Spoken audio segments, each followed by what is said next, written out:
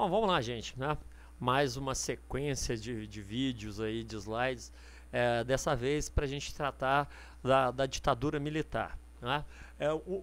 O período com certeza mais dramático, mais trágico da nossa história política, né? E por que a gente diz trágico? É porque foi um período em que houve muita tortura, né? Muita gente foi morta, assassinada mesmo aí nos chamados porões da ditadura, né? A violência, a repressão foram muito grandes, né? A repressão acontecia de uma forma muito violenta por parte desses governos militares. Eles eram intransigentes, né? Quando se tratava de presos políticos, os casos de humilhação e até mesmo de pessoas que às vezes nem tinham atividades relacionadas a grupos de esquerda, de oposição ao governo, essas pessoas muitas vezes elas eram torturadas, eram presas e não se faziam investigações sérias, né, para fazer apuração, simplesmente se confiavam muitas vezes em depoimentos, e com isso muitas prisões arbitrárias, casos de violência, e que acabaram gerando uma situação negativa até para a própria classe militar, né, que ficou marcada aí por pela prática de violência contra a sociedade e tal, e essa carga negativa, essa imagem negativa, ela perdura até os dias de hoje, né? Muita gente, principalmente as pessoas mais velhas, assim, que conheceram um pouco dessa passagem aí da nossa história, tem uma visão muito negativa, né, dos militares dentro da nossa sociedade, o que muitas vezes não corresponde à realidade. Nós sabemos que existem pessoas honradas, pessoas honestas, sérias dentro do quadro dos militares no nosso país, pessoas muito bem intencionadas e que inclusive não pregam violência, muito pelo contrário, né? Entendem as Forças Armadas como aquilo que elas devem ser, ou seja, como parceiros da sociedade brasileira no seu desenvolvimento, né, no seu pleno desenvolvimento. Porém, a ditadura militar, por conta dessa violência toda, acabou formando essa imagem negativa aí, né, para os militares no Brasil, que pelo jeito ainda vai demorar algum tempo para que ela se apague totalmente. Tá? Além de toda a violência que ocorreu nesse período, uma das coisas que também marcou bastante essa ditadura militar é que, apesar do grande crescimento econômico que teve durante alguns anos da ditadura militar, nós vamos ver isso nos slides, muitos problemas profundos, estruturais da economia e da sociedade brasileira não foram resolvidos, mesmo com poderes, né, quase que totais nas mãos dos militares.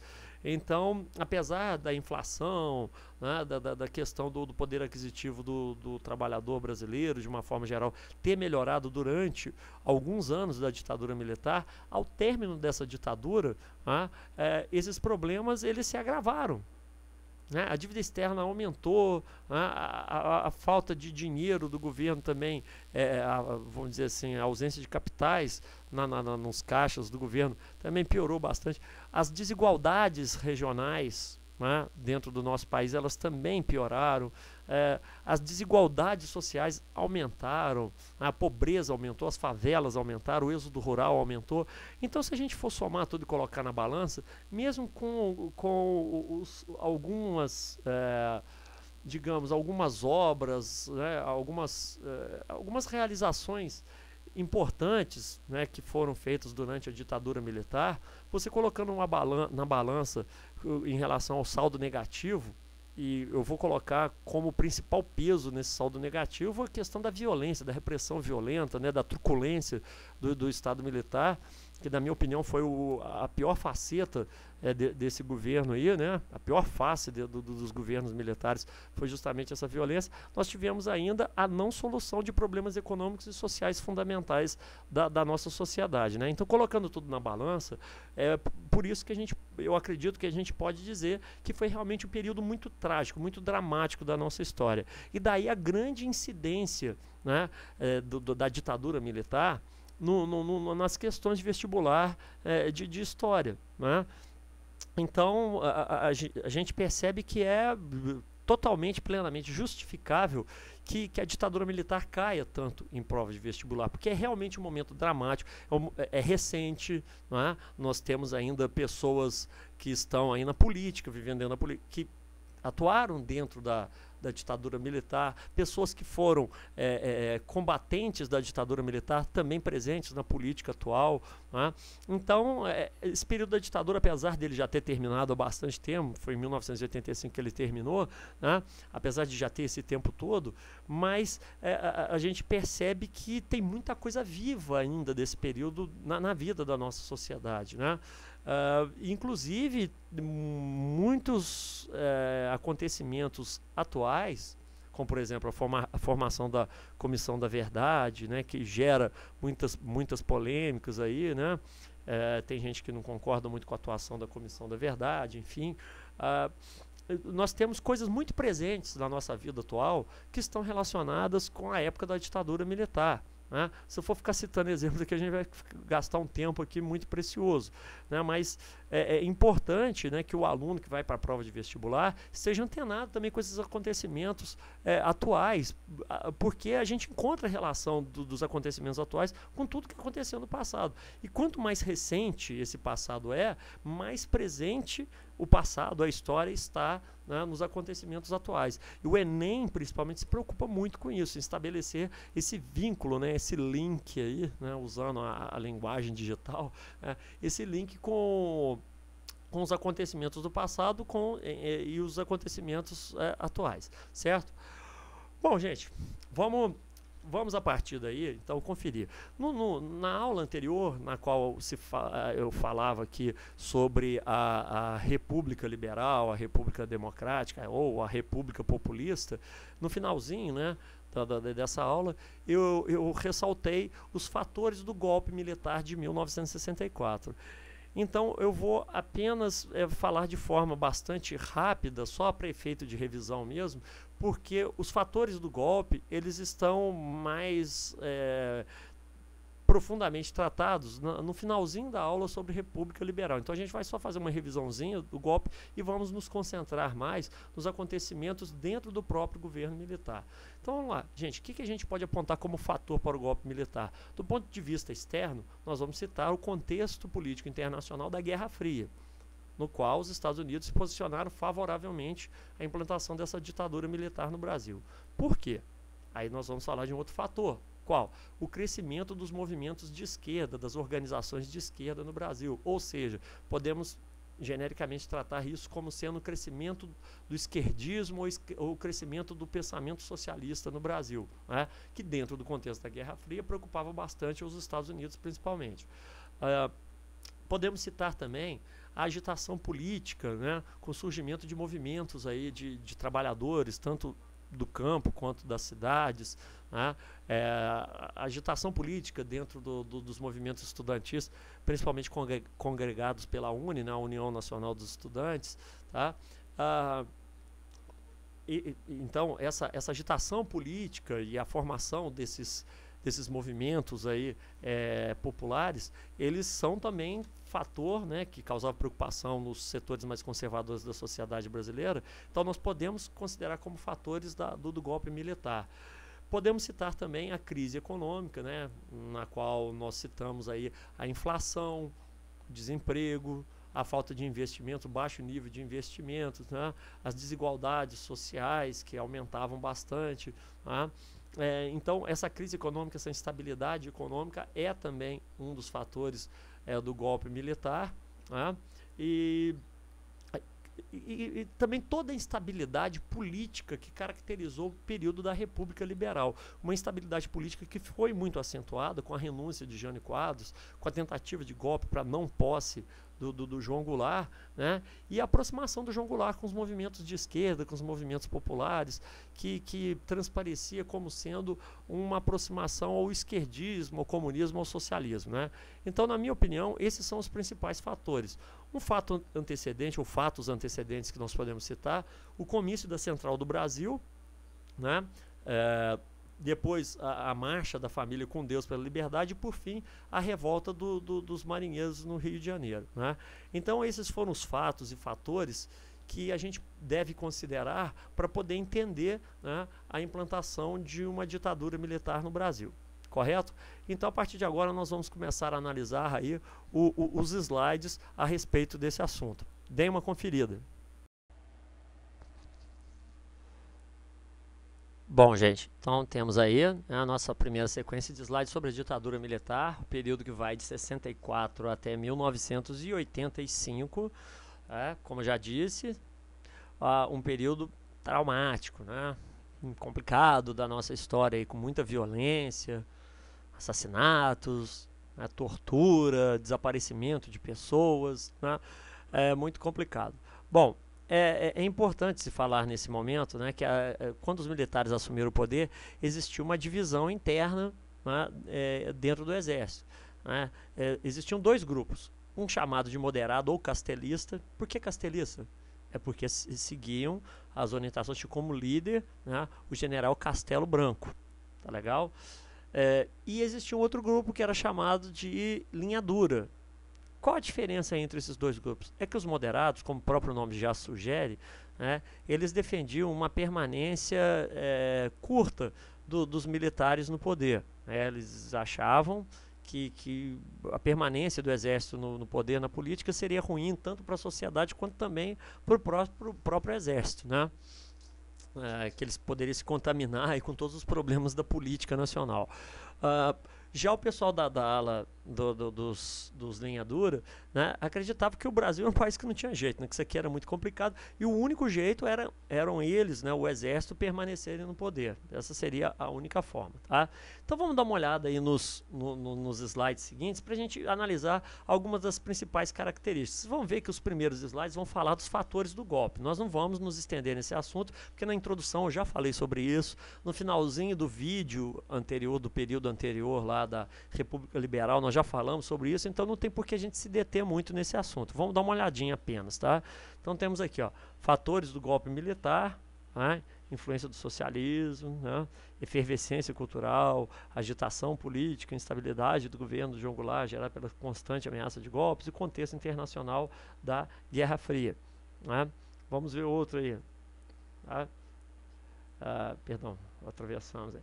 Antecedentes do golpe, né? O fracasso do plano trienal, fracasso das reformas de base, o comício da Central do Brasil, a marcha da família com Deus pela liberdade, o motim dos marinheiros no Rio de Janeiro, né? São fatos que antecederam aí a ditadura militar, o golpe, melhor dizendo. Tá? Então, vamos lá, próximo. Características do período, aqui sim, vamos começar. Né? Cerceamento das liberdades individuais, era uma ditadura. Então isso aqui é coisa muito óbvia. Não tem nem necessidade de você ficar preocupando em anotar, né? Falar, cerceamento das liberdades. Não, cara, não fica preocupado com ficar decorando isso aqui, não. Gente, era uma ditadura. Então tem coisas que são muito óbvias, né? O que é liberdade individual, gente? É liberdade de expressão, né? Liberdade de posicionamento político, de pensamento político, né? Liberdade de ir e vir, você poder sair no lugar, se reunir com as pessoas, de se associar às pessoas, né? De criar associações, grupos, enfim, nada disso era permitido, tá? Se tratava de uma ditadura. Concentração de poderes no executivo. Isso aqui também é uma coisa muito óbvia, não é? Não precisa você ficar decorando, memorizando, era uma ditadura. Né? Então, quando a gente fala em ditadura, o que acontece? Sempre. Concentração de poderes no poder executivo. Quem sai prejudicado? O poder legislativo e o poder judiciário, que ficam todos na mão do poder executivo. Então, é quase que um poder absoluto. Eles fazem quase tudo que eles querem. Né? Foi um período também marcado por tortura, assassinatos, né, como a gente já falou anteriormente. Então, a violência é uma marca desse período. Né? Toda ditadura ela acaba sendo muito violenta. Né? E, nesse caso, da história do Brasil aqui foi a mais violenta. Né? Tivemos também violência praticada pela esquerda. Né? Então tivemos a formação de grupos de esquerda radicais, que entendiam que a única forma de lutar contra a ditadura era com o uso da violência, formando grupos aí, né, o que hoje em dia muita gente chama de terrorista, não colocaria dessa forma, chamando esse pessoal de terrorista, porque não era terrorismo. O conceito de terrorismo é outra coisa, né? Você usar a violência como forma de pressão política. No caso aqui não se tratava disso, não se tratava de fazer uma chantagem política usando com o uso da violência, né? No caso, esse combate aqui era uma forma que se encontrou, errada, diga-se de passagem, né, de tentar lutar contra essa ditadura, né? Eles acreditavam que eles poderiam, armados, derrotar o exército brasileiro. E claro que não foi uma ideia muito boa. Nós vamos ver adiante que, inclusive, prejudicou até o próprio movimento de contestação à ditadura militar, né? E a ditadura militar teve um apoio bastante grande, né, dos setores conservadores. Quando eu digo que a ditadura teve apoio, nós vamos perceber que alguns setores conservadores da sociedade brasileira apoiaram até um determinado ponto, ou seja, eles apoiaram o golpe, mas não esperavam que eles ficassem mais de 20 anos, assim como eles não esperavam tanta violência, né?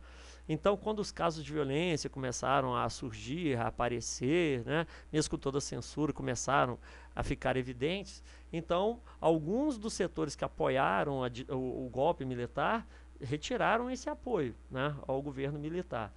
Então, temos aqui, né, apoio dos setores conservadores, como, por exemplo, a igreja, o apoio dos Estados Unidos, né, e das classes médias urbanas a essa ditadura militar, ou pelo menos ao golpe, né? Vamos ver o slide seguinte aí. Outras características, né, do governo militar. Tentativa do governo em não transparecer como ditadura. Como? Professor, se era uma ditadura, como que eles iam... Vamos lá. Uma das táticas usadas. Todo general, né, presidente, tinha como vice um civil. Então, essa era uma forma de dizer, não, os civis estão participando também do poder. Não é só militar, não. Foi uma tática, né? Outra tática era ter partido político. Eles deixaram apenas dois, né? Se instaurou aí, nós vamos ver, o chamado bipartidarismo, né? Com apenas dois partidos, a Arena, a Ação Renovadora Nacional, e o MDB, Movimento Democrático Brasileiro, né? Então, esse partido aqui, a Arena, era o partido da posição, ou seja, do governo, tá? E o MDB seria, hipoteticamente, né, teoricamente, o partido da oposição ao governo. Então, apenas dois partidos. Inclusive, eu vejo muita gente hoje em dia falando, tinha que ser igual na época da ditadura militar, ter só dois partidos, um do governo, outro da oposição. Eu não concordo muito com isso, não. Mas nessa época, quando eles criaram esse sistema bipartidário aqui, eles criaram com qual objetivo? De dizer, olha, tem partido político, então tem disputa, né? Então, existiam eleições, o Congresso, apesar de em alguns momentos ele ter sido fechado, mas existia um parlamento, né? Existiam eleições, a joia, e existiam também partidos políticos. Falou, bom, então peraí, se não é sempre o mesmo cara no poder, tem sempre eleição e troca o presidente, mesmo que ele seja general, mas tem também o civil. Se tem partidos políticos, se tem eleições, então não é ditadura. Vai nessa, compadre, você vê uma coisa. Então, é lógico que o governo militar, né, ou os militares, controlavam todo o sistema eleitoral, todo o sistema político, para garantir sempre a vitória governista, né, do governo aqui da Arena. Era sempre assim que a coisa acontecia, né? Então, por isso que a gente diz que havia, sim, uma tentativa em camuflar a ditadura, né, em fazer transparecer que não era um governo ditatorial. Mas nós sabemos que era, sim. Né? Então, apesar de ter disputa, apesar de ter eleição, apesar de ter dois partidos, apesar de ter civis dentro do governo, no final das contas, quem comandava a vida política do Brasil era o governo militar, como nós perceberemos nas diversas manobras que eles foram criando aí durante as situações nas quais eles se achavam ameaçados nas eleições. Né? Uma outra característica, altos índices de crescimento econômico, mas esses crescimentos econômicos foram todos eles acompanhados de fortes distorções sociais. Problemas como baixo poder aquisitivo, né, achatamento salarial, o aumento da desigualdade social, o aumento das desigualdades regionais, né, realização de obras faraônicas, né, como foi o caso da Itaipu, né, da Transamazônica, obras grandes que chamavam muita atenção para dar aquela sensação de que o Brasil estava crescendo, que o Brasil estava se desenvolvendo e se transformando numa grande potência, como se dizia, né, naquela época. O Brasil é um gigante adormecido e nós vamos acordá-lo. O Brasil, ninguém segura esse país, né? aqueles ditados ufanistas, né, que foram muito repetidos aí durante a época da ditadura militar. Então, para reforçar tudo isso, foram realizadas várias obras que nós chamamos de obras faraônicas, aí, comparando com os faraós do Egito, né. Um forte crescimento dos meios de comunicação em massa, principalmente a televisão. Nós vimos aí que vários meios de comunicação do Brasil apoiaram a ditadura militar e continuaram apoiando durante o governo militar, né? Então, nesse sentido, Rede Globo de televisão, Bandeirantes, SBT, foram grupos, né, de emissoras de canais que cresceram muito durante a ditadura militar devido ao forte apoio que eles deram. Eu aconselho, inclusive, a vocês que assistam, né, a um documentário que vocês podem encontrar no próprio YouTube, né, que é Globo e a Ditadura. Se você digitar aí Globo e a Ditadura, você vai achar, né? É um documentário que fala aí do apoio que a Rede Globo de televisão prestou à ditadura militar e da atuação, né, da Rede Globo de televisão dentro do aspecto político, né, da sociedade brasileira. Bom, e por fim, resistência do meio artístico através de trabalhos questionadores do regime. Então isso esse ponto aqui é um ponto que cai muito em prova de vestibular, né?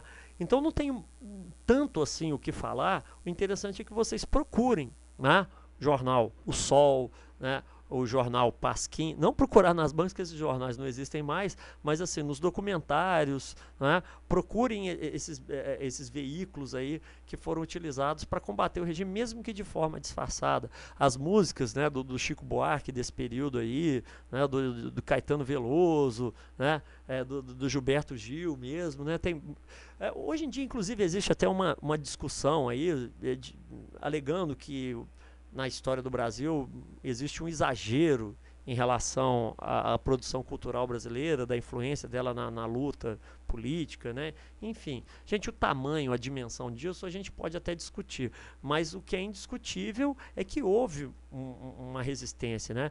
E é importante se falar sobre isso, porque os artistas, eles têm uma forte penetração na sociedade, né? Eles conseguem expor as ideias, são pessoas que estão em evidência, são pessoas muitas vezes que têm credibilidade naquilo que elas falam, né? Então, o que elas dizem, a produção artística, a produção cultural que essas pessoas realizam, elas têm sim um impacto na conscientização da população, né, no pensamento popular, né? O tamanho dessa influência, o que isso pode ter mudado, aí sim, isso é discutível, mas dizer que isso não aconteceu também eu acho exagero, né? Bom, vamos lá. Então nós tivemos alguns governos aí, né, durante a ditadura militar. Começa em 64, termina em 1985. Então tivemos o governo do Castelo Branco, moderado, castelista, né? Ele era o líder do castelismo, né? Depois nós tivemos o governo do Arthur Costa e Silva, né? Aqui começava o auge da repressão, o auge da violência, né, da ditadura militar. Tá joia? Depois ele se adoece, o Brasil vai ser governado por uma junta militar, né? E ele o general Arthur Costa e Silva acaba falecendo, né?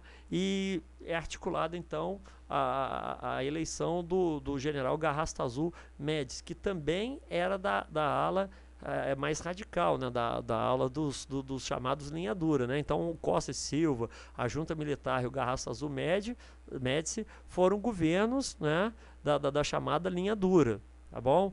Aí depois, com os problemas econômicos aí, advindos principalmente da crise do petróleo, né, o pessoal e também por causa dos casos de violência, de tortura que começaram a surgir, fizeram crescer muito a oposição ao governo militar, e com isso a ala dos linha dura acaba ficando bastante enfraquecida, permitindo então a eleição do Ernesto Geisel, general Ernesto Geisel, né, que era um moderado.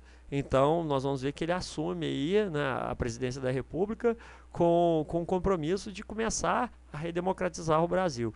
E assim ele consegue também articular a ascensão à presidência da República do general João Batista Figueiredo, que era também um moderado e que dá continuidade ao processo de redemocratização iniciado no governo do Ernesto Geisel, né? Então seriam esses os governos aí da ditadura militar. Professor, eu tenho que ficar decorando esses nomes, essas datas aí? Não, gente, não precisa de decorar, é claro, porque sempre aparece em prova de vestibular. Mas, assim, citações, referências. Mas acontece também de vez em quando, né, de se pedir para identificar esses governos, tá? Então, é legal, não que você decore, mas que você saiba qual foi a representatividade de cada um desses períodos aqui dentro da ditadura militar, né? Castelo Branco, moderado. Depois, Arthur Costa e Silva, Junta Militar, Garrasta Azul, Médici, o quê? Linha dura. Depois, Ernesto Geisel, João Batista Figueiredo, processo de abertura política, né? E tem alguns fatos que estão muito vinculados, né, ao governo de cada um deles. Então, é importante que você consiga fazer essa identificação, tá bom? Bom, moçada, então vocês viram aí a primeira sequência de slides, né, falando dos fatores do golpe da ditadura militar, que nós já ressaltamos até no vídeo de introdução aí, né? Vimos também quais foram os governos militares e quais as principais características dos governos militares. A partir desse próximo slide, então, nós vamos conferir os acontecimentos, né, mais importantes que ocorreram dentro, né, do governo militar. Tá? Lembrando, a joia, lembrando que é importante sempre lembrar isso, que mesmo dentro do Exército Brasileiro existia divisão. Nem todos concordavam com a forma como a política era conduzida, tá bom? Então é importante a gente entender isso, né? Que existia aquela ala que era chamada de, né, a ala dos moderados, ou também chamados de castelistas, né? E tinha a ala da chamada linha dura, né? A diferença entre os dois é que os moderados eles defendiam uma permanência temporária, curta, né, dos militares no governo do país. E já o pessoal da linha dura, eles acreditavam que no caso do Brasil só tinha uma solução, era o exército tomar conta do país e ponto final. Né? Uma visão bem radical aí dessa questão da governabilidade do Brasil. Bom, então nos slides seguintes, como eu já disse, nós vamos começar a analisar governo por governo e vendo quais foram os fatos mais importantes, tá? Fatos esses, é bom lembrar, né, que você tem que ter uma atenção especial com alguns desses fatos, porque eles costumam figurar muito em prova de vestibular, tá certo? Bom, então vamos dar uma conferida aí no próximo slide já para poder fazer uma análise do governo do general Castelo Branco, tá? Dê uma conferida aí, moçada, vamos olhar. Bom, vamos dar uma olhada aí no governo Castelo Branco. Né? Então, Castelo Branco assume aí em 1964, no dia 11, né, de abril de 1964. Tá? Ele era chefe do Estado-Maior do governo do Jango, né, e foi um dos líderes militares do golpe. Então, ele acaba sendo considerado chefe, né, do governo militar, ou perdão, o chefe daquilo que os militares chamam de revolução. Né? Nós chamamos de golpe, os militares gostam de chamar de revolução. Né? Então, o Castelo Branco ele acaba sendo, digamos assim, oficializado, ele é homologado como presidente por ter sido chefe dessa revolução ou desse golpe. Né? E aqui temos as primeiras medidas do governo dele. Né? Ele revogou todas as nacionalizações que estavam em andamento, que foram propostas lá pelo governo do João Goulart, né? Suspendeu a reforma agrária, em atendimento à elite fundiária do Brasil, né? E também já decretou a cassação e suspensão dos direitos políticos de 378 pessoas, entre elas figuras importantes, claro, João Goulart, Jânio Quadros e Juscelino Kubitschek, que eram figuras o quê? Muito populares, muito conhecidas e que tinham força política, né, no Brasil, certo? Então vamos ver aí, né, próximo slide, tá joia? Vamos, tá isso aqui mesmo. Também uma outra, né, medida importante do início do governo dele, fechamento da UNE. Então ele considera a UNE ilegal, né, proibindo o funcionamento da UNE, que acaba entrando na clandestinidade. Né? O movimento estudantil ele não para por conta disso, né, mas passa a funcionar na clandestinidade, de forma escondida, portanto. Né? No ano de 1967 é feita uma nova Constituição, né, já que a de 46 não era compatível com o regime militar que estava sendo implantado, né, e durante o período do governo dele, alguns atos institucionais foram criados, como o ato institucional número 1 e o ato institucional número 2. Gente, é importante que você saiba o que foram esses atos institucionais. vamos entender o ato institucional ou os atos institucionais como sendo decretos, né? Uma espécie de emenda à Constituição. Então, quando se lançava um ato institucional, é como se o presidente da República, né, no uso do poder ditatorial que ele tinha, né, emendasse a Constituição, né, criando leis que permaneciam na legislação mesmo quando terminava o mandato dele, né? E essas leis sempre iam no seguinte sentido: ampliar, aumentar o poder do governo militar no Brasil. Tá? Então, elas iam sempre nesse sentido. Então, você tem que ter esse entendimento. O que eram esses atos institucionais e quais eram os objetivos deles. Tá? Alguns atos institucionais criaram coisas que, dentro da realidade jurídica, política, nacional, muito importantes que você tem que saber identificar também. Tá? Então, eu chamo a atenção de vocês, principalmente, para os 5 primeiros atos institucionais que eu vou mostrar aqui. Tá? Então, esse é importante que você leia, né? Saiba o que foi. Nós vamos dar uma olhadinha aqui, então. Né? Ato institucional número 1, o que ele decretou? Eleição indireta para presidente. Então, ia ter eleição. Isso significava dizer que não ia ser só um general que ia comandar a vida política brasileira. Por quê? A gente comentou nos slides anteriores. Né? Existia uma preocupação do governo em não transparecer, né, uma ditadura. Eles não queriam que as pessoas entendessem que era uma ditadura, apesar da gente saber que era assim. Né? Autorização ao executivo para cassar mandatos e suspender direitos políticos por 10 anos. Não é? Hoje a gente sabe que quando o cara rouba, mente, faz alguma coisa errada, se ele renunciar, né, ele consegue voltar nas próximas eleições, tá joia? Ou no máximo ele é cassado e perde os direitos políticos dele por 8 anos. Naquela época era 10. Falou assim: eu não gosto de você, você é comunista, então 10 anos, né, fora da política aí. Tá? Suspensão por 6 meses das garantias constitucionais. Então, quer dizer, nos primeiros 6 meses do governo militar, todas as garantias constitucionais de sigilo, da correspondência, de inviolabilidade do lar das pessoas, né, da propriedade doméstica, tudo isso aí estava suspenso, né, direito de expressão, direito de liberdade na imprensa, enfim, tudo isso aí estava suspenso. Né? Então aqui já se caracterizava a instalação de uma ditadura. Né? Mais tarde, foi criado o ato institucional número 2, que fez o quê? Aumentou o poder legislativo do presidente. Né? Então, vários itens que não estavam previstos aí legalmente passaram a ter previsão legal para que o próprio presidente, né, legislasse sobre o assunto. Tá? Como, por exemplo, criação de impostos, né, aumento de tarifas, enfim, coisas que passariam a não ser necessário que o presidente colocasse em votação no Congresso Nacional. Tá? Eu estou dando apenas alguns exemplos, não foi só isso. Né? A Justiça Militar passa a julgar civis acusados de atentarem contra a segurança nacional. Então, quer dizer, não seria um tribunal normal, não seria um juiz normal, mas sim um juiz e um tribunal militar. Tá? Para esses casos aqui. Né? E quando eu falo esses casos, gente, qualquer um que tivesse um posicionamento político, né, contrário ao governo militar podia se enquadrar aqui na Lei de Segurança Nacional. Né? E o ato institucional número 2 teve uma coisa que costuma ser muito citada, e eu vou chamar a atenção de vocês, que foi a criação do sistema bipartidário, a instituição do bipartidarismo. Né?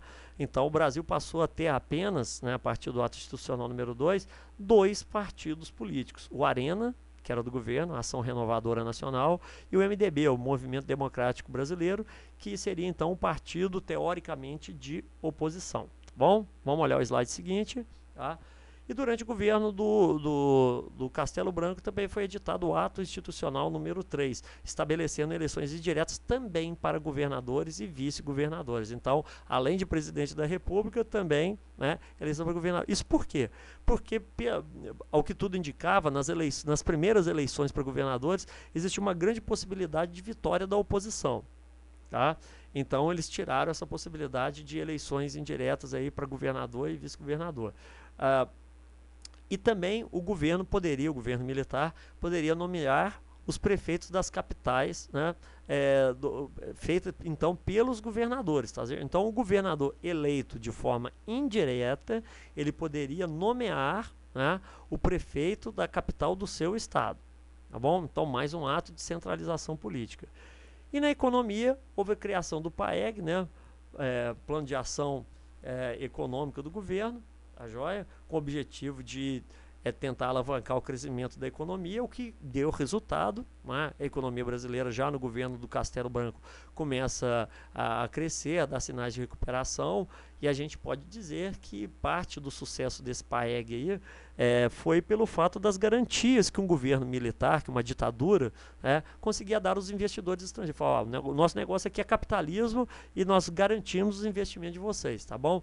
Porque se alguém aqui dentro do Brasil for contra, não descer uma porrada nele e pronto. Tá? Então, com esse tipo de garantia, a segurança para o investidor estrangeiro, principalmente, era muito grande. Tá? Então, o nível de investimento estrangeiro no país cresceu bastante já no governo do general Castelo Branco. Tá?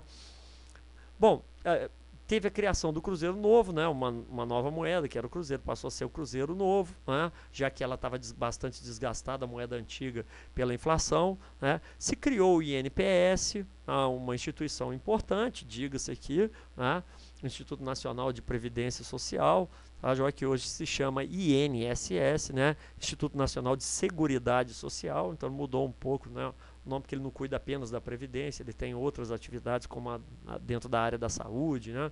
Enfim. E abandono da construção de ferrovias. Algumas ferrovias estavam em construção no país naquele momento, poucas, né, é verdade, mas ele abandonou totalmente, como forma de quem? Estimular a indústria automobilística. Né? E criou-se aqui o Fundo de Garantia por Tempo de Serviço. Tá?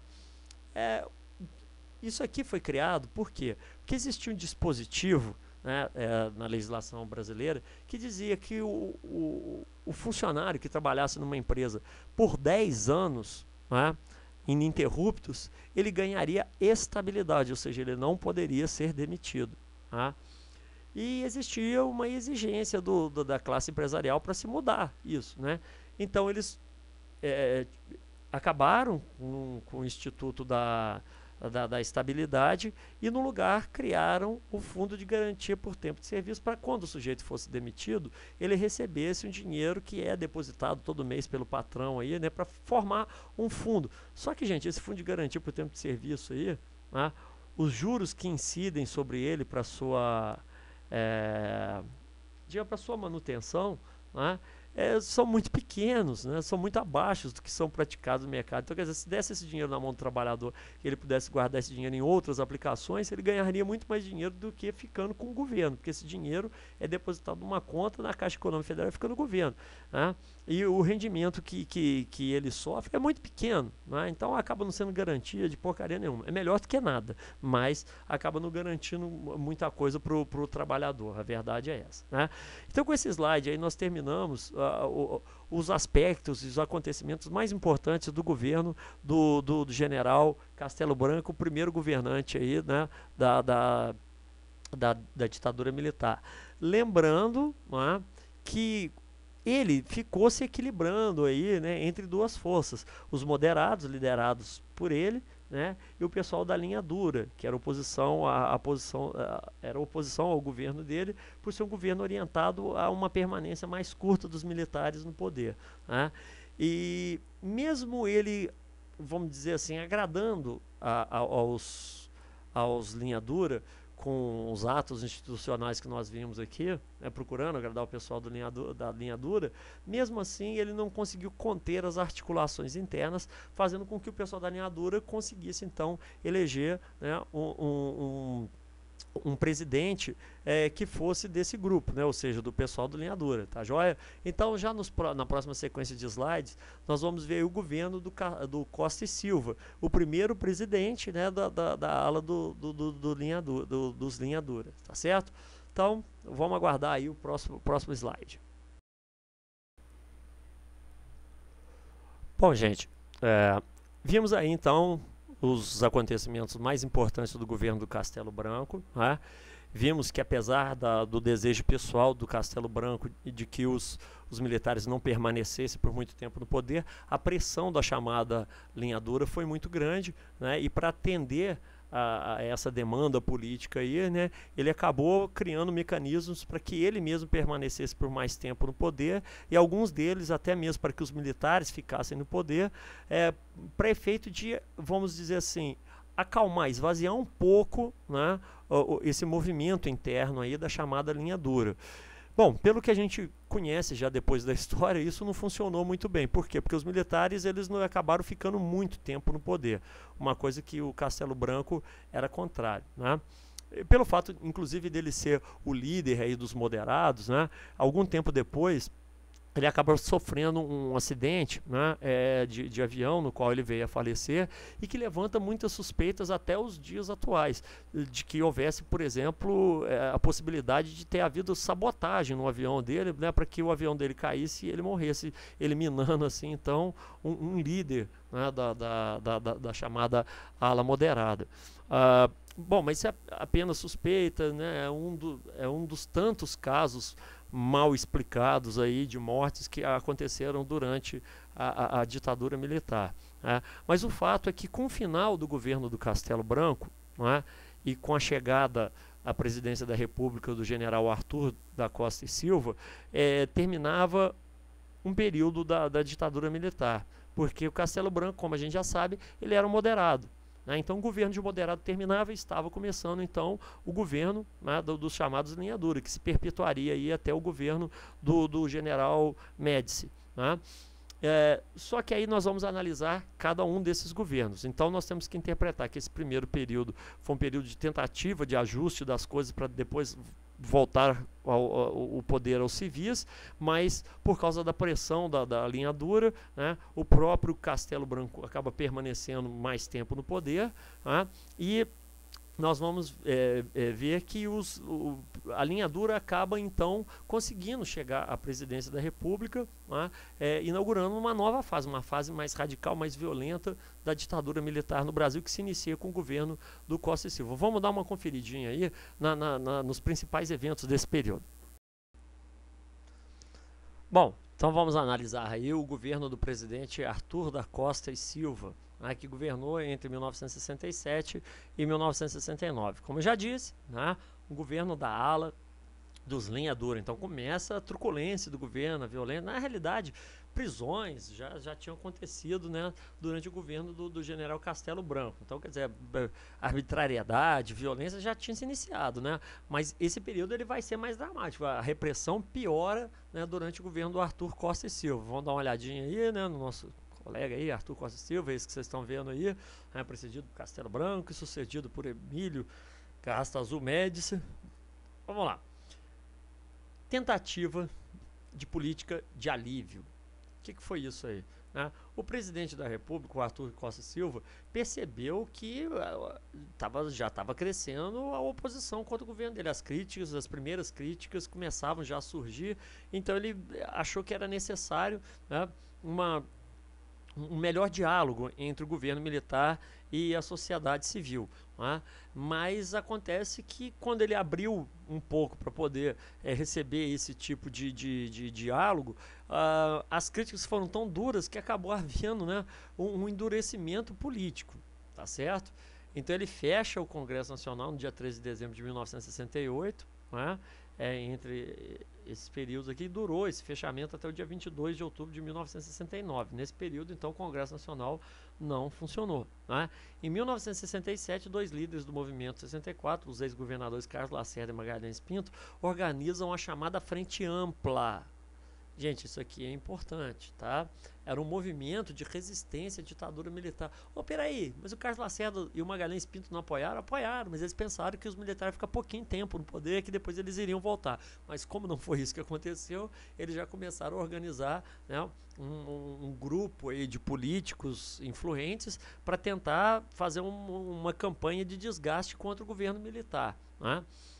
Então, está falando aqui, né, em setembro, a reunião aqui do João Goulart, no exílio, para assinar o Pacto de Montevidéu, para selar a formação dessa frente ampla, né? E aí o governo, Costa e Silva, né, sabendo das atividades da frente ampla, declara ilegal, né, essa organização no Brasil, né? Então ela passa à clandestinidade, tá certo? Bom, foi durante o governo dele que foi decretado aqui o ato institucional número 5. Gente, aqui é o auge da ditadura, tá bom? Prestem muita atenção, deem uma atenção muito especial ao ato institucional número 5. Foi ele que deu poderes assim escancaradamente ditatoriais ao governo militar, Tá? Então daí ele cai muito, mas cai muito, despenca em prova de vestibular o ato institucional número 5. Então você tem que conhecer o contexto, quem era o presidente, no caso Costa e Silva, você tem que conhecer o que provocou o decreto do ato institucional número 5, né? E as consequências, o que ele determinava. Tá? Então eu já posso resumir para você dizendo que foi o quê, cara? Foi a ditadura escancarada. Né? Então vamos dar uma olhada aí para ver se confirma isso que eu estou falando. A decretação do ato institucional número 5 foi motivada por um discurso na Câmara feito pelo deputado Márcio Moreira Alves, do MDB de Minas Gerais. Né? O Márcio Moreira Alves convocou a população, como forma de protesto contra a ditadura militar, a boicotar o desfile de 7 de setembro daquele ano. Né? Ele sugeria que as mulheres se recusassem a namorar oficiais. Né? Então, o presidente Costa Silva achou isso uma afronta, né, uma falta de respeito com o exército, com os militares, e exigiu, né, que esse deputado aí fosse cassado pelo Congresso Nacional.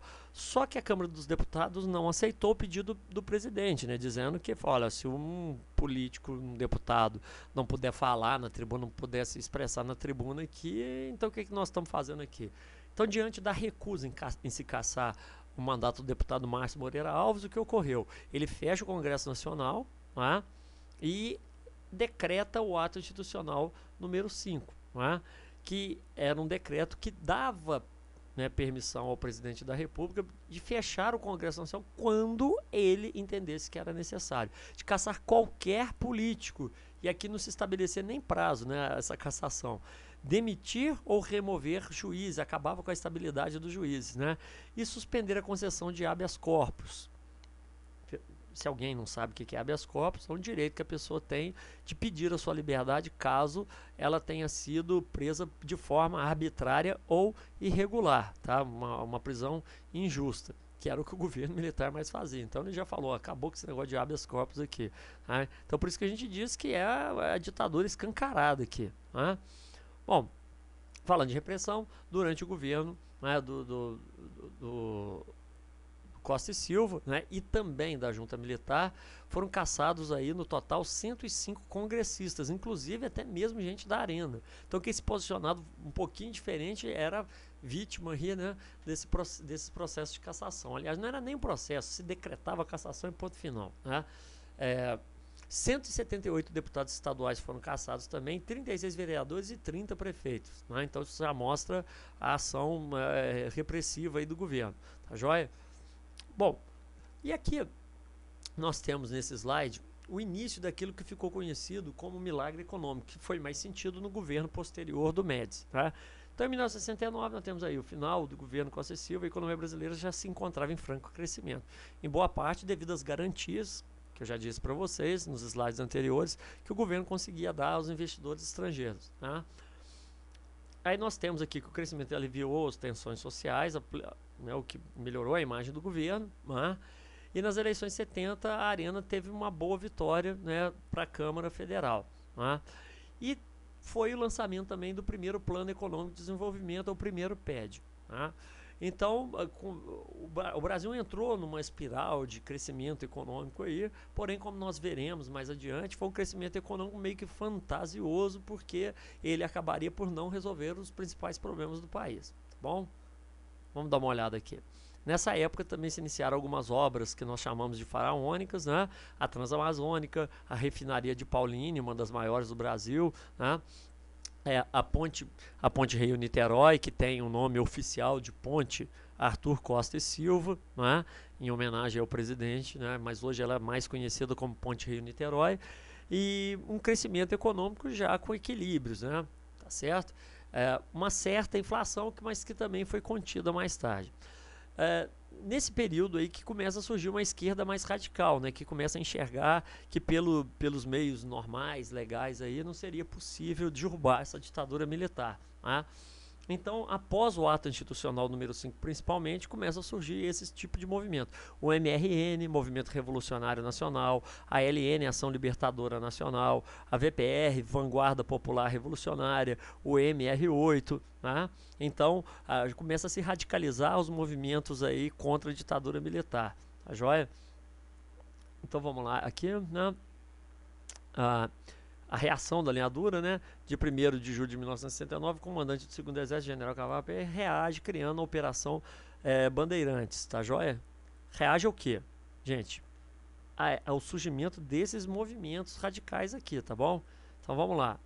Em reação a isso, né, nós temos aí a formação da OBAN, Operação Bandeirantes, né, que era o grupo um grupo conhecido, né, muito conhecido, por praticar torturas contra presos políticos. Em 1970, a OBAN foi incorporada, né, sob o nome de Destacamento de Operações de Informações, né, e Centro de Operações de Defesa Interna. O famoso DOICOD, né? Esse aqui era um dos maiores centros de investigação, prisão e tortura, né, dos presos políticos também. Então o DOICOD aparece muito em prova de vestibular, né? E o comando de caça aos comunistas, que surgiu ainda no período anterior, na República Liberal, no finalzinho dela, né, vai ter uma atuação muito forte dentro da ditadura militar, perseguindo pessoas que eram consideradas aí inimigas do regime militar, portanto, militantes aí do pensamento de esquerda, tá bom? Aí o que ocorre? O presidente, né, em exercício, o Costa e Silva, ele sofre um derrame, né, e em razão desse derrame ele fica impossibilitado, né, de continuar como presidente da República, tá? Depois ele acaba até morrendo, não consegue voltar mais, tá certo? Enquanto ele estava doente, não se sabia se ele voltaria ou não, o Brasil foi governado por uma junta militar, né? Por que não o vice-presidente? Porque o vice-presidente era civil. Eles não queriam deixar um civil na presidência da República, né? Achavam perigoso. Então daí a formação dessa junta militar, até prefeito de garantir o quê? A eleição de um membro, né, da chamada linha dura para o próximo mandato, né? E ainda dentro do período do governo da junta militar, nós tivemos aqui a criação da pena de morte para aqueles que atentassem contra a segurança nacional, né? E a pena de prisão perpétua para pessoas que tivessem enquadrado dentro da mesma lei de segurança nacional, né? Um projeto de fidelidade partidária, né, impedindo que gente da arena, o objetivo era esse, passasse para o lado do MDB, tá? E confirmação do Médici como novo presidente da República. Então nem houve realmente uma eleição. A articulação foi no sentido de evitar que houvesse concorrência, né? Então já colocaram o nome do Médici, tá? E confirmaram ele como presidente da República, correto? Bom, vamos dar uma olhadinha no slide seguinte, que já deve ser o final. Isso, então já estamos nele, né? E o próximo slide então já vai ser do Garrasta Azul Médici. Aguardem aí. Bom, gente, então como nós vimos aí, né, terminando o governo do Costa e Silva, que terminou de uma forma um pouco inesperada, bastante inesperada, né? Ele adoeceu, mas não pôde continuar na presidência da República, depois veio a falecer, né, antes de terminar o mandato dele. A linha dura tratou de articular a sua permanência no poder, criando de cara uma junta militar que governaria o Brasil até a posse do próximo presidente da República, né? E por que uma junta militar? A explicação é a seguinte: o vice-presidente desses governos militares sempre era um civil. E ele sempre colocava um vice-presidente civil para mostrar que não era uma ditadura militar. Aliás, como eu já comentei no começo, né, existia uma preocupação de mostrar que nem era ditadura, né? Pois eles tentavam disfarçar a coisa, né? O que não funcionava muito, porque fica bastante evidente aí para a gente hoje em dia que se tratava claramente de uma ditadura, né? E uma das maiores provas disso, né, que era uma ditadura militar, é que quando morreu o presidente da República, eles falaram: não, peraí, é um civil que vai assumir a presidência da República? Não pode acontecer isso, tá? Então eles tratam de organizar uma junta militar para que ela governasse o país, até que eles, da linha dura, conseguissem articular a posse de um presidente que fosse do grupo deles, ou seja, o pessoal da linha dura. Nesse caso, quem era a figura seria então o general Médici, né? Que foi escolhido, dentre outras motivações aí, pelo fato dele ser uma pessoa que não se interessava por política, né? Ele não gostava, inclusive, de se intrometer em assuntos políticos. E tinha como característica sempre delegar poderes, né? Assim, ele não gostava de se envolver diretamente com os assuntos políticos. Enfim, isso era uma forma de que os elementos que estavam nos bastidores aí do meio militar conseguissem controlar a política nacional. né? Porque se eles colocassem uma pessoa muito centralista, muitos setores do Exército Brasileiro acabariam perdendo espaço dentro da política nacional. Então existia uma certa vaidade, né, uma certa vontade de fazer prevalecer certas visões que existiam dentro do Exército Brasileiro, daí essas disputas internas todas, e daí também a escolha do General Médici, né, com essas características que nós estamos vendo aí, tá certo? Então vamos dar uma conferidinha aí na próxima sequência de slides. Bom, gente, então vamos dar início aí ao estudo do governo Médici, né, como nós sabemos, é o apogeu aí da repressão, da violência, da truculência do Estado, né? O governo Médici é identificado com isso, então guardem essa marca. Uma outra coisa também que marcou bastante o governo Médici, né, foi o chamado milagre econômico, né? O Brasil chegou a crescer aí mais de 10%, né, ao ano, um crescimento bastante acelerado. Muito difícil, né, um país conseguir crescer acima de 10% ao ano. É crescimento chinês isso aí, né?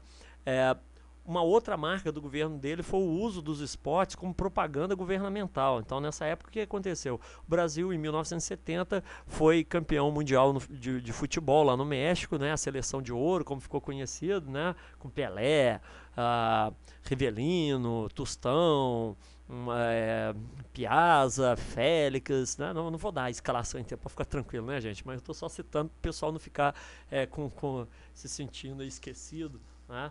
Mas com vários jogadores aí de grande valor. Mas o fato é que essa foi a terceira vez que o Brasil tinha sido campeão, e isso fazia com que o Brasil ficasse definitivamente com a taça Jules Rimet, que foi a primeira taça que representava o título de campeão mundial. Então, existia uma regra, né, na FIFA que dizia que a primeira seleção a conquistar 3 vezes o Mundial ficaria em definitivo com essa taça. Aí depois foi criada a taça da FIFA. Essa taça da FIFA não tem nada disso não. Se um país ganhar 20 vezes a Copa do Mundo, ele não vai ficar em definitivo com ela. Tá certo? Então o Brasil tem esse trunfo aí, apesar que a gente sabe que essa taça depois foi roubada e derretida, né, por falta de segurança. Brasil, vou te falar. Mas vamos lá. O Emerson Fittipaldi, né, foi pela primeira vez campeão mundial também durante o governo do Médici, né? O Éder Joffre foi campeão mundial também, né, se eu não me engano, do peso pena, né, ou do peso galo, não tenho certeza, né? Mas ele foi campeão mundial de boxe, então quer dizer, o Brasil vinha obtendo resultados expressivos, né, no cenário internacional aí, e o governo capitalizava isso a seu favor, né, querendo mostrar o seguinte: olha, ninguém segura esse país, tá vendo? Até nos esportes a gente está se dando bem, nós estamos ganhando tudo, nós vamos ser os maiorais, tá? Então quer dizer, eles queriam passar essa ideia, né, e para isso eles utilizavam essas vitórias aí dos esportes, né, para poder engrandecer o governo. E até hoje existe muito desse negócio de usar de vitória no esporte. Toda vez que o Brasil é campeão do mundo, aí eles vão lá conversar com o presidente da República, tirar foto, aquela coisa toda, né? Bom, então nós temos como marcas principais, depois eu vou comentar outros itens aqui, né, a reação repressora do governo, né, uma repressão muito forte, violenta. Foi o auge da violência do governo militar durante o governo Médici, então você tem que entender isso como uma característica do governo dele, né? Também o uso da propaganda, né, governamental. Foi uma época de ufanismo, né? A gente vê muito slogan, muita charge, né, muito desenho mostrando assim, o Brasil, ame-o ou deixe-o, né? Eu queria até ter montado um conjunto de slides mostrando um pouco disso, gente, mas ia ficar muito longo, eu ia ter que comentar um por um, então achei melhor nessa reta final fazer um vídeo mais enxuto, né? E temos aqui também a criação do Mobral, né? Então, que não é a marca, mas vamos cristalizar aí nas nossas mentes as marcas do governo Médici, porque é muito importante. Foi a época do milagre econômico, foi a época de uma forte propaganda governamental ufanista, né, e que usava dos esportes, das vitórias nos esportes, para poder engrandecer o governo militar. Né? E foi uma época de muita violência e de muita repressão.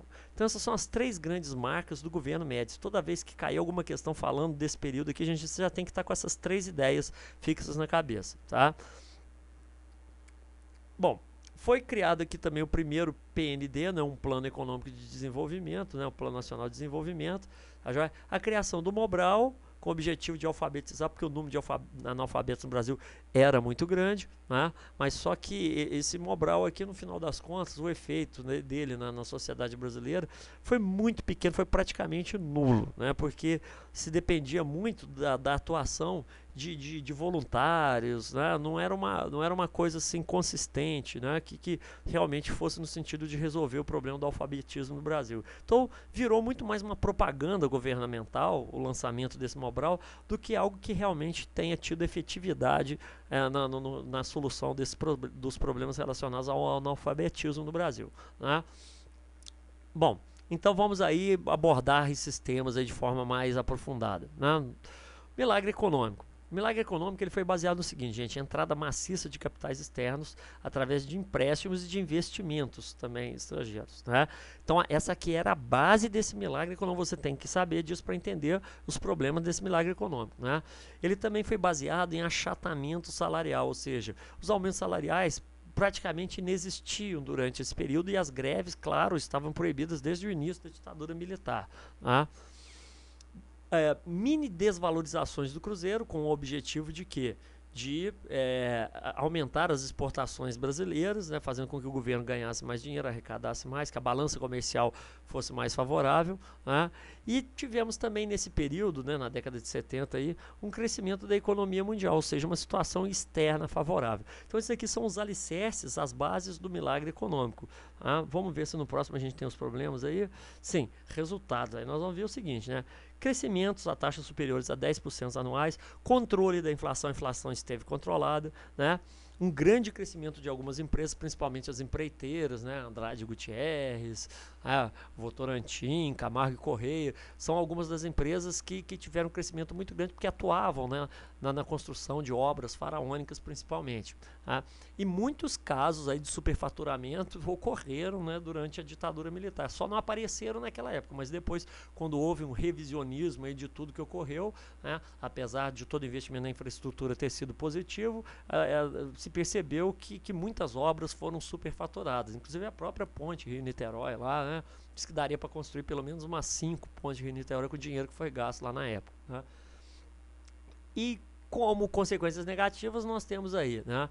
Em 5 anos a dívida externa saltou de 4,4 bilhões para mais de 17 bilhões de dólares, então explodiu a dívida externa brasileira, né? Então isso aí não tem nada de positivo, tá joia?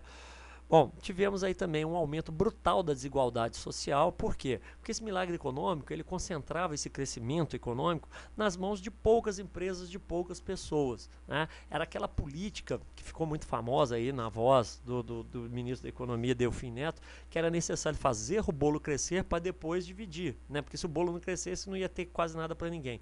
Acontece que o bolo cresceu, mas ele não foi dividido, ele ficou na mão de poucas pessoas, né? Então, o poder aquisitivo do trabalhador brasileiro não teve ganhos, né, substanciais durante esse período aí, né? Aquelas classes mais baixas que não tinham muito acesso ao emprego, à formação, ao estudo, continuaram crescendo, vendo a sua situação de pobreza aumentar, até porque o governo não aceitava críticas, né? Toda vez que se falava, a pobreza está aumentando, aquele cara é contra o governo, né? Manda prender, tal, caça o mandato dele. Então o governo simplesmente fechava os olhos para os problemas que estavam acontecendo. Ele queria apenas ressaltar o que vinha acontecendo de positivo, né? Houve também aumento das desigualdades regionais, por quê? Porque esse crescimento ele se concentrou muito na região sudeste, né? E o restante do país ficou meio que esquecido. Então, com isso aí, as desigualdades regionais que sempre existiram no Brasil, elas foram ampliadas, né, durante o período do chamado milagre econômico, né? E o êxodo rural continua acontecendo, né, principalmente no sentido norte e nordeste para a região sudeste, né, justamente efeito dessa desigualdade regional aí, tá bom? Bom, vamos ver aqui a questão do fanismo que a gente já comentou um pouquinho antes, né? As vitórias nos esportes eram usadas como propaganda governamental, já vimos, aí temos aqui a vitória, né, do Éder Joffre, do Emerson Fittipaldi, nós já comentamos isso. Mas o professor quer anotar, dá pausa no vídeo aí, tá? Vamos seguir adiante, tempo urge, tá? Vamos lá, foram criadas marchinhas e slogans ufanistas, né, para poder ressaltar o patriotismo, o nacionalismo, mas era muito mais uma propaganda de Estado, propaganda de governo, né? Tinha Marchida pra Frente, Brasil, da Rede Globo, né? São 20 milhões, 120 milhões em ação para frente, Brasil, salve a seleção, né, pro para a seleção de 1970, né? Brasil, ame ou deixo, né? A canção Eu Te Amo, Meu Brasil, Eu Te Amo, Meu Coração é Verde, Amarelo, Branco, Azul, Anil, né?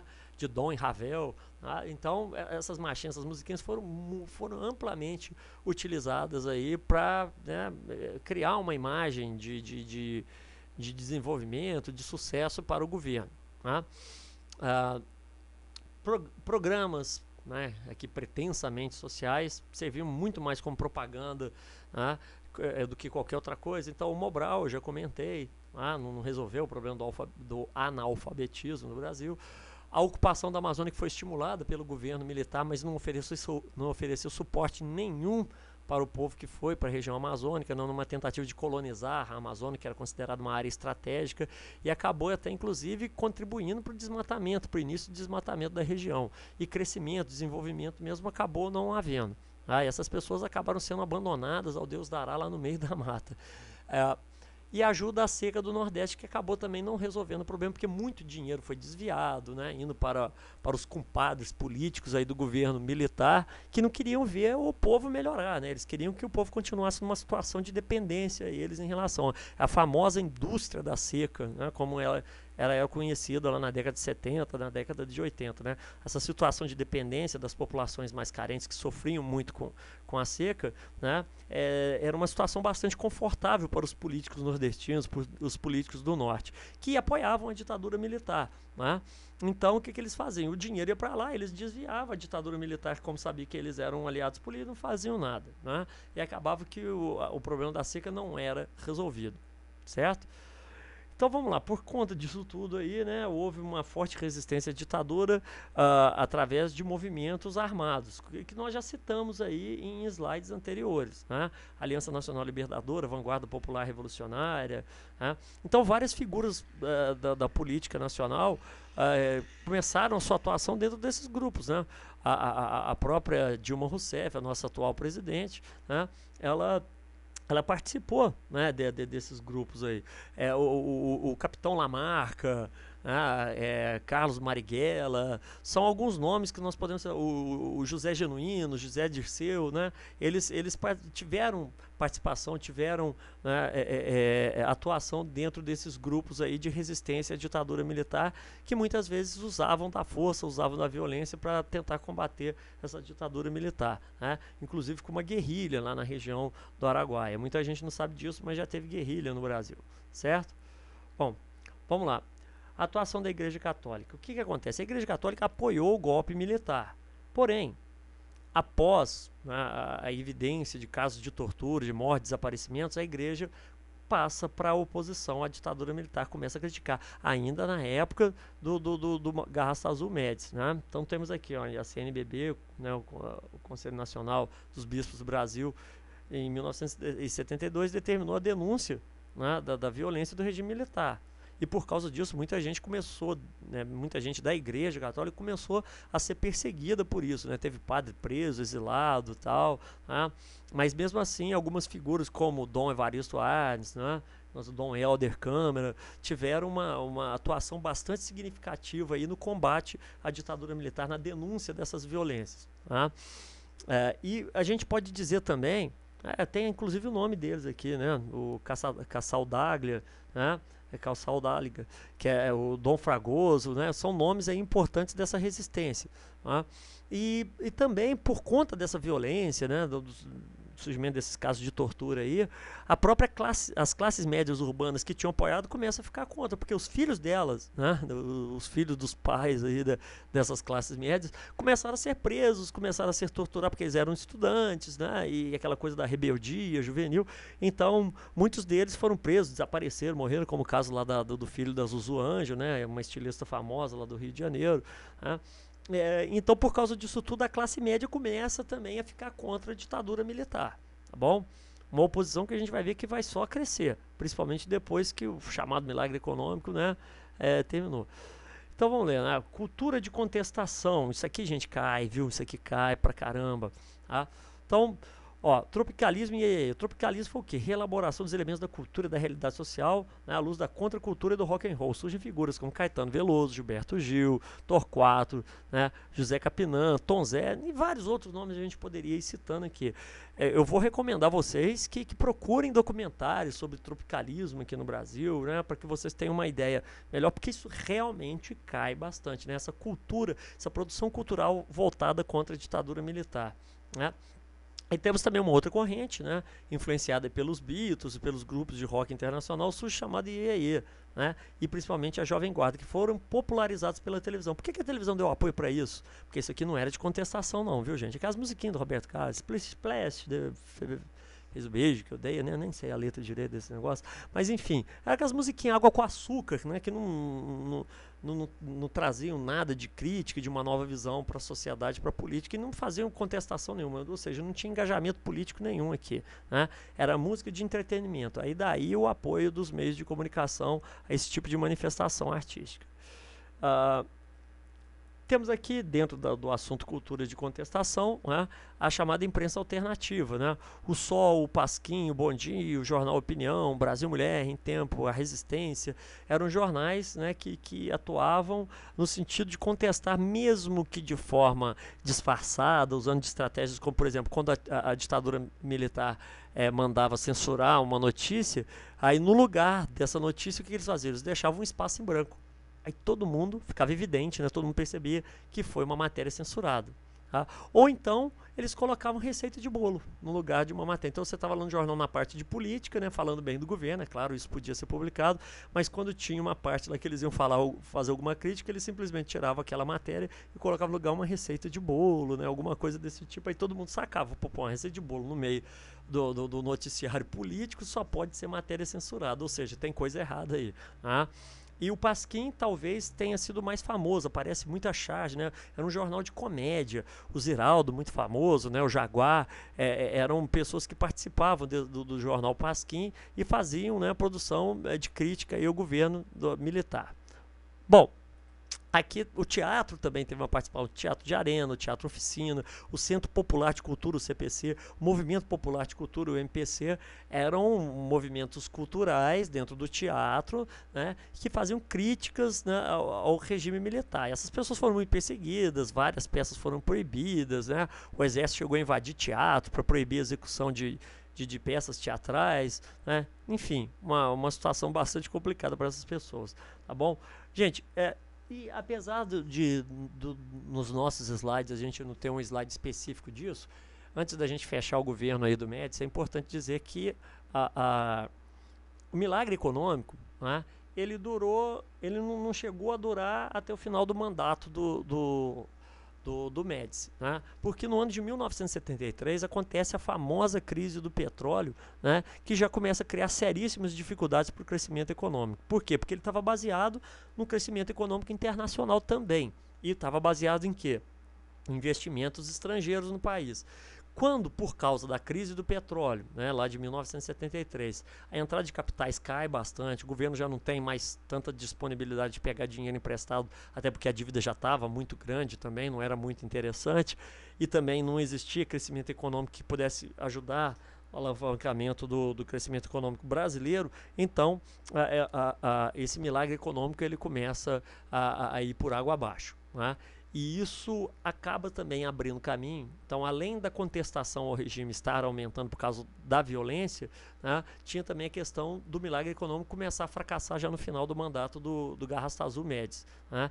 Isso acabou resultando na abertura para o caminho dos moderados conseguirem voltar ao poder, tá bom? Vamos dar uma analisada aí depois nos próximos slides para a gente já poder comentar o governo do Geisel.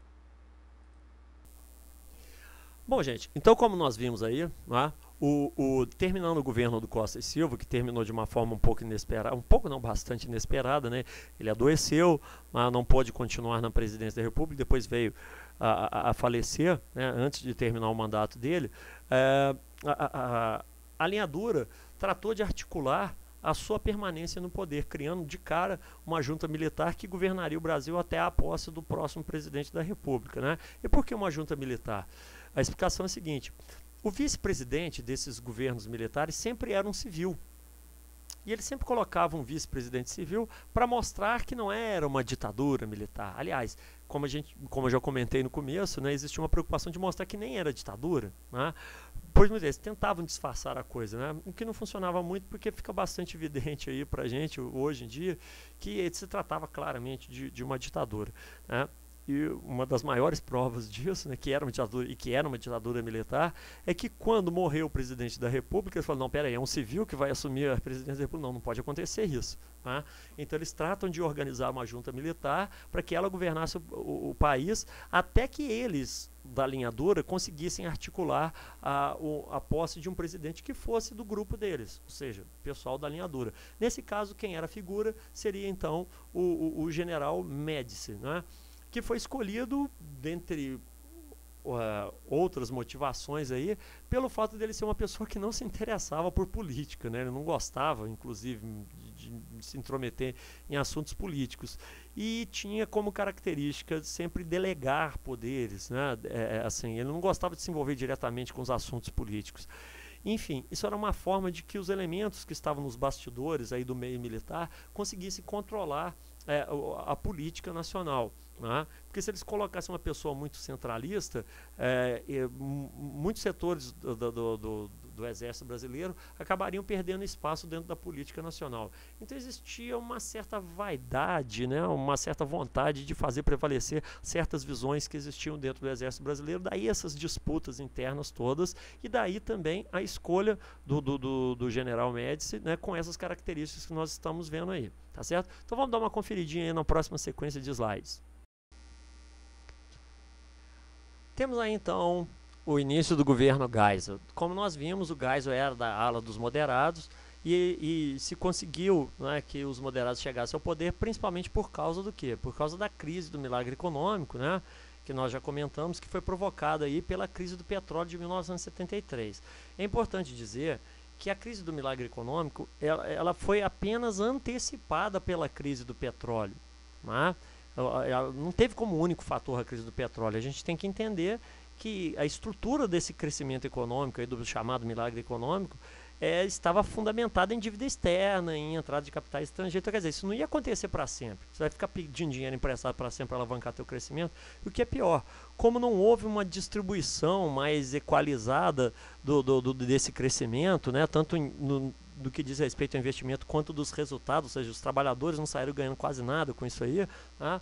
Então acabou que a economia brasileira continuou muito fragilizada, dependente do capital estrangeiro, e com a baixa dos investimentos e com a impossibilidade de contrair ainda mais dívida externa, né, esse milagre econômico acabou indo por água abaixo. Tá? Então, quando o Geisel assume, ele já assume com uma situação econômica difícil, né? A volta da inflação, a falta de crescimento econômico e com um saldo muito negativo na área social, porque a pobreza e as desigualdades sociais tinham aumentado demais. Né? Então isso era um problema muito grave para o Geisel resolver. Porém, foram justamente esses problemas econômicos aliados, né, às denúncias de tortura, de mortes, que acabaram permitindo com que os moderados voltassem ao poder na pessoa aí do general Ernesto Geisel. Foi lançado o segundo PND, né, um Plano Nacional de Desenvolvimento, que acabou não dando grandes resultados por conta da crise do milagre econômico, né? E no ano de 1978 nós vamos ter já as primeiras greves. Fala, pô, professor, mas vem cá, a greve não estava proibida nessa época? Sim, estava proibido, mas acontece que o pessoal começou a achar um jeitinho aí de fazer greve e meio que, né, escapar ao controle do governo. Qual que era a estratégia que esse pessoal começou a utilizar nessa época? Eles chegavam na fábrica, batiam o cartão, mas lá dentro da fábrica eles não trabalhavam. É o que eles chamam de greve branca, né? Então chegava lá dentro, cruzava os braços dentro da fábrica. Aí como é que vai fazer? Vai mandar o exército entrar lá dentro da fábrica?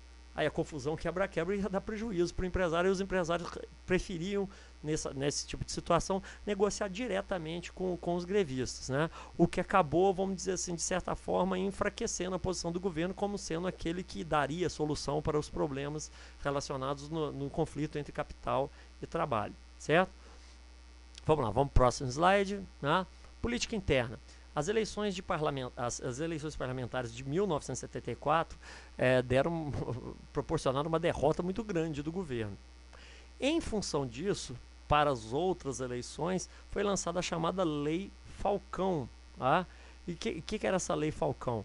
Era uma lei que proibia, né? Então iam ter eleições estaduais, eleições municipais também, né? Essa lei Falcão, ela dizia que na propaganda política do rádio e da televisão só podia se anunciar o nome, o número e o partido do candidato. E o candidato não falava nada, aparecia só a foto dele lá. Né? Então essa era uma forma de evitar com que os discursos, né, da oposição pudessem capitalizar os votos, né, da população. Era uma forma de tentar impedir o crescimento da oposição. E no ano de 1977, né, tivemos aí o fechamento do Congresso Nacional, que já estava fazendo duras críticas ao governo, e o fechamento desse Congresso também foi uma forma de sinalizar para o pessoal da chamada linha dura, né, de que quem estava no controle era ele. Relembrando, que foi uma coisa que de repente eu no começo do slide eu acabei esquecendo de falar. O Ernesto Geisel, quando ele assumiu a presidência da República, ele assumiu se comprometendo a iniciar um processo de abertura política no nosso país. Tá? Para realizar isso, ele garantiu também que esse processo se daria de forma lenta, ou seja, não ia ser de uma hora para outra, né, e que também seria de forma gradual. Ou seja, ele estava dizendo, vai ter abertura política, mas vai ser do jeito que nós quisermos, no nosso ritmo, né, no ritmo do governo militar. Esse era um recado que ele mandava tanto para a sociedade brasileira, que haveria abertura política, quanto também para os linha dura, dizendo, vocês podem ficar tranquilo que não vai ser do jeito que eles querem, não. Nós é que vamos controlar isso. Né? Então, como dentro do Congresso Nacional havia muita crítica ao governo, meio que para agradar o pessoal da linha dura, em 1977 ele fecha o Congresso Nacional, né, deixando de funcionar então, e anuncia o pacote de abril. Né? E quais foram as medidas desse ficou conhecido como pacote de abril? Criação do senador biônico, ou seja, um senador que era indicado pela ditadura. Então, além dos senadores eleitos pelos estados, o governo militar tinha direito de indicar um senador, né, para compor aí os representantes dos estados no Senado. Limitou o número de deputados e senadores por estado. O objetivo disso aqui era limitar, né, o tamanho da bancada dos maiores estados do Brasil, em termos de população, que era São Paulo, Rio de Janeiro, Minas Gerais e também parte do Rio Grande do Sul, que eram onde estava concentrados, né, a maior oposição contra o governo. Então o governo ele era especialmente impopular nesse território. Então uma forma de garantir que haveria um equilíbrio maior, né, dentro da Câmara, um equilíbrio no sentido de dar maior estabilidade ao governo militar, foi criar essa limitação, certo? Vamos lá. Política interna ainda, falando de política interna, no ano de 1975 acontece o assassinato, né, gente? Isso aqui foi um assassinato do Vladimir Herzog, que era um jornalista muito conhecido, né? Ele era chefe lá na TV Cultura, né, de São Paulo. E essa morte causou muitos problemas para o governo do Geisel, né? Que foi denunciada. Tal. Os militares disseram que ele suicidou na cadeia, mas olha só, como que ele pode ter se enforcado? A altura aqui. O cara pode ficar em pé aqui, meu. Né? Ficou muito claro, né, que ele foi na realidade assassinado, né, dentro do DOI-CODE lá de São Paulo.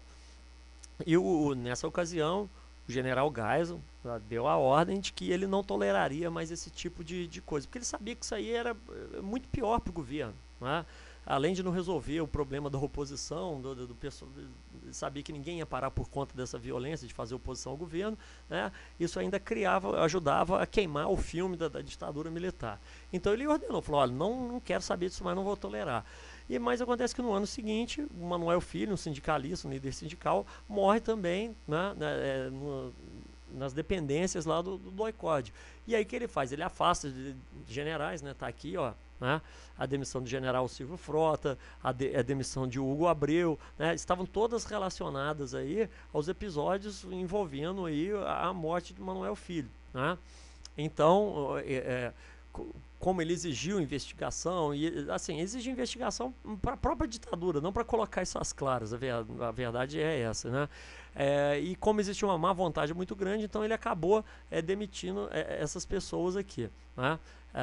Sinalizando que quem estava no controle era ele. As greves de 1978 nós já comentamos, como elas aconteceram em algum dos slides anteriores, né? Vamos ver o próximo slide aí. Política externa, né? No campo externo, ele adotou uma política externa independente. Por quê? Porque ele percebeu que os Estados Unidos não estavam muito preocupados mais com o Brasil, né, e, portanto, não estão dispostos assim, a ficarem prestando mais ajuda. Até porque a questão da ditadura estava sendo muito contestada, inclusive internacionalmente, né? A economia daquele momento, por conta da crise do petróleo, não permitia grandes investimentos também, né? Então, era necessário se buscar novos parceiros comerciais. Então, por isso que no governo do Geisel, ele procurou evitar esse alinhamento automático direto com os Estados Unidos e procurou assim diversificar mais as relações externas do país, né? Inclusive aqui com a China. Ele também defendeu a independência das colônias portuguesas na África, certo? Bom, e ao final do governo dele, o que ocorre? Né? Vai haver a continuidade, né, do processo de redemocratização. Inclusive, eu gosto até de contar essa história. Havia uma espécie de golpe interno em andamento, né, contra o Geisel. Ele ficou sabendo disso, né, e afastou vários generais, colocou na reserva vários generais, ameaçou de prisão, né, se acontecesse de continuar essa manobra aí para poder tentar tirá-lo do poder, e usando da força pessoal dele, né, que ele era muito centralista, ele conseguiu também controlar a sucessão presidencial, colocando então mais um representante da ala moderada ou castelista, tá, como presidente da República, que seria então o general Figueiredo, que era então presidente do SNI, né, era o chefe, melhor dizendo, do SNI. O SNI era o Serviço Nacional de Informações, uma espécie de CIA, né, brasileira, tá certo? Mas que tinha muito mais o papel de investigar opositores ao regime, né, e identificando-os, prender, exilar, fazer o que fosse necessário, né? Então, através do SNI, o próprio Geisel tinha informações que vinham do João Figueiredo, né? Então, ele indica no finalzinho assim, do mandato dele o nome de João Figueiredo como presidente e articula a sucessão, né, presidencial, garantindo então para a posse do João Batista Figueiredo, do general João Batista Figueiredo. E assim terminava o governo do Geisel, tá bom? Vamos dar uma olhada aí, né?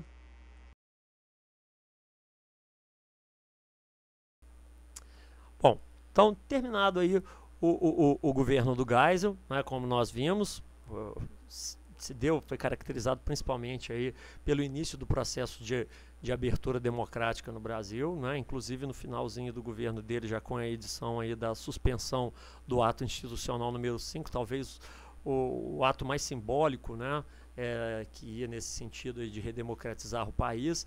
Mas mesmo com esse aspecto positivo do governo dele, né, ainda durante o governo dele, ele mesmo, que era um moderado, teve problemas com o pessoal da linha dura, né, como com o acontecimento do assassinato do jornalista lá, Vladimir Herzog, né, do Manuel Filho, que era um líder sindical. Então, quer dizer, isso mostrava que apesar do Ernesto Geisel ser uma pessoa bastante centralista, que fez de tudo para manter as coisas sob o controle dele, né, ele fez um governo bastante personalista, apesar disso, se percebia que a linha dura agia nos bastidores, agia na clandestinidade e muitas vezes prejudicando até o próprio governo, né?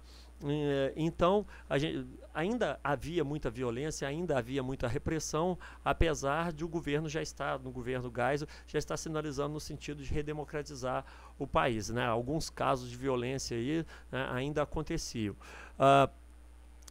E outra coisa também que vai caracterizar esse período vai ser o crescimento dos problemas econômicos, né? Então, todas as tentativas que se fizeram em resolver os problemas econômicos acabaram resultando em fracasso. Essa seria uma herança bastante negativa para o próximo presidente da República, que seria então o general João Batista Figueiredo, né?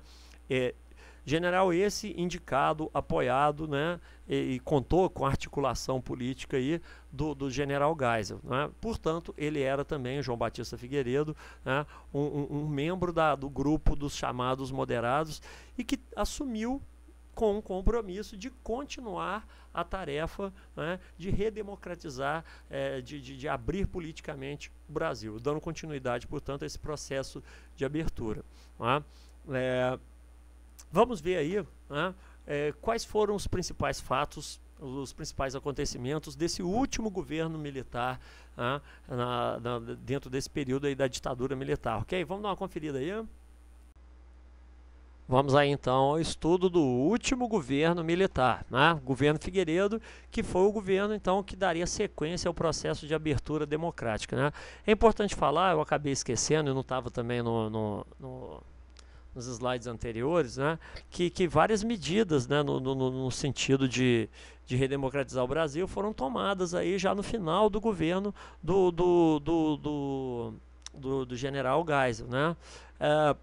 E essa sequência, né, de mudanças aí no sentido da redemocratização do país continuariam no governo Figueiredo, mas daquela forma, lenta e gradual, como nós falamos, né?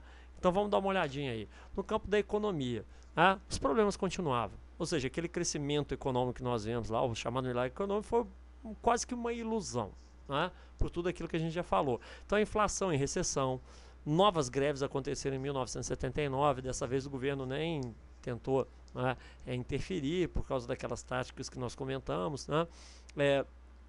Um grande crescimento da dívida externa e o lançamento do terceiro PND. Não adiantou nada, né, lançar outro plano econômico. Tá? No campo da política interna, né? Então nós podemos falar aqui das greves de 1979, nas quais, né, ficou aí muito conhecida essa figura que nós estamos vendo aí. Quem que é? O Lula, né? Tá joia? Em 1979 também foi decretada aí a anistia geral. Né? Essa anistia aí, gente, é alvo de polêmica nos dias de hoje. Né? Por quê? Porque tem essa comissão da verdade, certo? E essa comissão da verdade ela está investigando os casos de morte, tortura, durante a ditadura militar, né? Na tentativa até mesmo de punir as pessoas responsáveis por isso.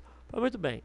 Acontece que o pessoal do outro lado que está sendo investigado, ou aqueles que mesmo não sendo investigados, mas defenderam a ditadura militar, exigem que, se for feito realmente uma comissão da verdade, que a verdade não seja verdade só do lado da oposição, que seja verdade também do lado do governo. Ou seja, né, que sejam investigados aqueles casos onde morreram pessoas através daqueles atos violentos que nós falamos dos grupos radicais de esquerda. Né? Você fala, bom, então você vai investigar os militares por causa de morte, então tem que investigar também o pessoal da esquerda, que morreu gente nas ações dele. E aí? Essas pessoas que morreram vão ficar sem indenização também? Né? Então é uma questão real essa, né? Não é questão de eu aqui defender a posição dos militares ou da ditadura militar, mas é um argumento válido. Então daí a polêmica. Né? E essa anistia aqui, ela era geral. Isso quer dizer o seguinte, quando foi decretada essa anistia, ela servia tanto para o pessoal que estava sendo perseguido pelo governo da ditadura militar, quanto também para os próprios militares envolvidos aí nos casos, né, de morte, né, de tortura, enfim. Né? Então era uma anistia que também servia aos militares. Pois muito bem, hoje em dia se discute essa questão da lei da anistia, justamente por conta dessa polêmica que eu estou falando para vocês. Eu estou chamando a atenção justamente porque, por ser um fato polêmico, pode ser que apareça na prova aí. Entendeu? Está nas vésperas do Enem, pode ser que essa questão da comissão da verdade apareça e tal, e é legal você ter um posicionamento em relação a isso aí. Se você não vem acompanhando a comissão da verdade, é legal você entrar aí na internet, né? Aliás, você já vai estar na internet, você não precisa de entrar, mas dentro da internet você pesquisar aí o que a comissão da verdade tem feito, qual tem sido a atuação da comissão da verdade, enfim. Né? Muitos casos aí, como a morte do Juscelino Kubitschek, a morte do Jango, que foram mortes suspeitas, né, que ocorreram dentro do período da ditadura militar e vários outros tantos casos. Né. Em 1979, né, foi decretada aqui a reforma partidária, ou seja, se extinguiu o bipartidarismo no ano de 1979, os partidos puderam voltar a existir. Né. E começaram também a acontecer atos terroristas, né, o chamado terrorismo de direita, né? Então, nós temos aqui como os casos mais famosos, mais notórios desse terrorismo de direita. Professor, mas por que desse terrorismo de direita? O que foi isso aqui? Era a linha dura querendo voltar ao poder. Então, o que eles queriam fazer? Aprontar ruaça, entendeu? Explodir bomba, matar gente e falar que isso era ação de grupo de esquerda, de comunista tal, para criar aquele clima de medo, para que eles da linha dura pudessem voltar ao poder e que para o poder não voltasse então aos civis. Tá? Então temos aí o caso das bombas na OAB e na Câmara Municipal do Rio de Janeiro, as duas em 1980, né, com esse objetivo que eu acabei de dizer aí.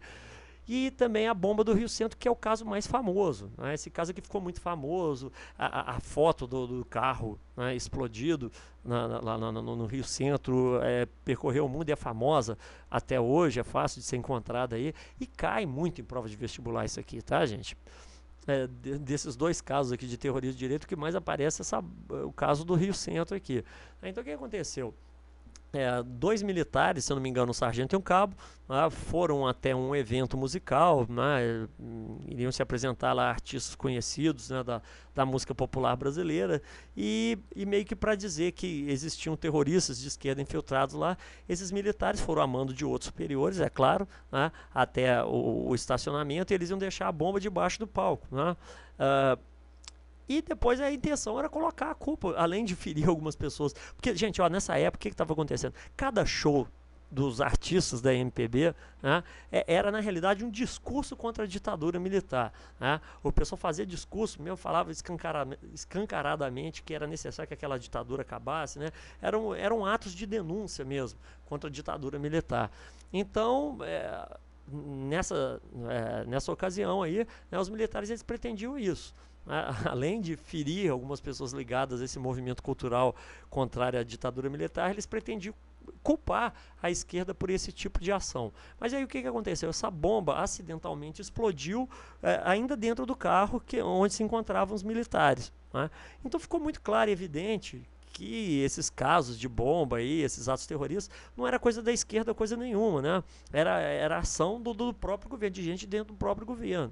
Então esse é o pessoal da linha dura que fugia ao controle do próprio governo, que não queria mais esse tipo de coisa acontecendo, porque era ruim para o próprio governo. Né? Então esse caso ficou muito famoso, tal, né? Isso aparece muito em questão de vestibular, e é bom que vocês conheçam aí, né, o que é que compõe, né, o contexto, né, do acontecimento desses atos terroristas. Vamos aí, né, então, para o nosso último slide. Então, o que acontece, gente? No ano de 1983, essa época era uma época boa, viu, gente? Apesar da ditadura, te falar, né, nas rádios tocava rock nacional, o MPB, né, Milton Nascimento, Gilberto Gil, lotavam ginásios. Né, quando eles se juntavam, até mesmo estádios eram tomados pela população na rádio, na televisão.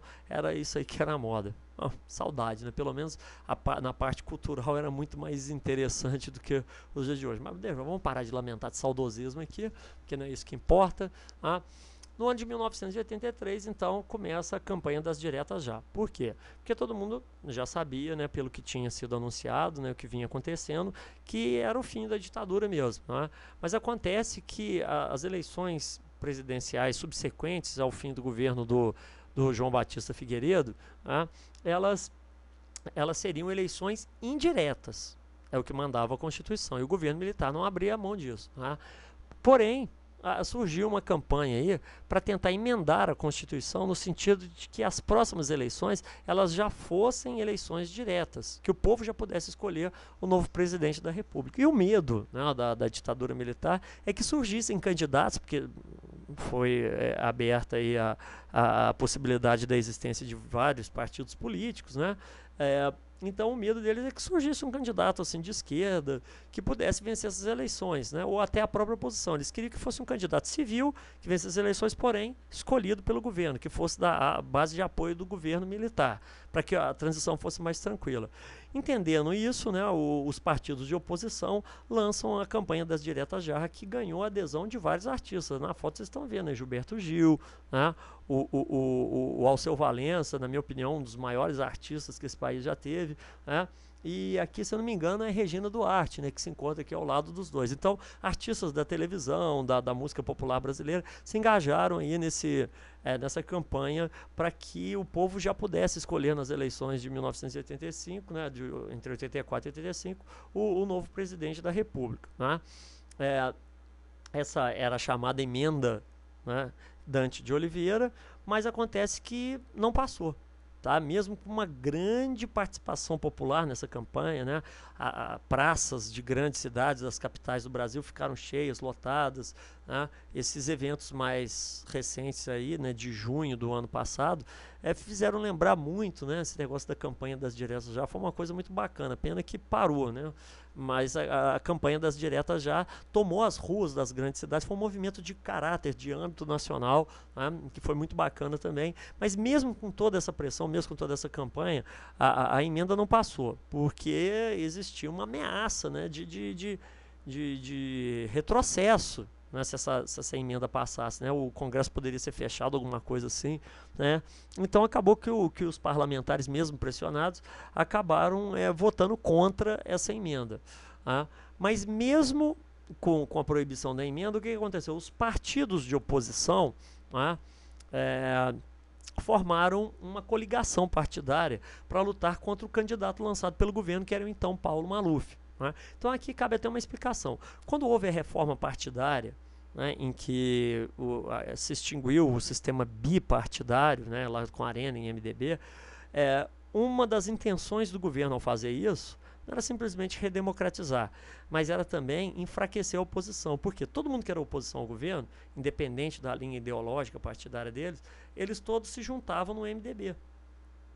Então o governo pensou o seguinte, falou, ó, se eu permitir que possam haver mais de 2 partidos, a tendência é que se forme diversos partidos e isso divida e enfraqueça a oposição. Tá? Mas com a derrota da emenda Dante de Oliveira, o que aconteceu? Houve uma aliança entre esses partidos, né, de oposição ao governo militar, independentemente até do pensamento ideológico, né, desses partidos, para poder lutar contra o candidato do governo. Né? Como eu já disse, o candidato do governo era do PDS, né, na época, o partido se chamava assim, e o candidato foi Paulo Maluf. Né? E esse aí que anda sendo investigado, que até teve o seu mandato cassado, tá, envolvido em vários casos aí de desvio de verba pública, né, de dinheiro público. Enfim, o Paulo Maluf foi o candidato do governo militar.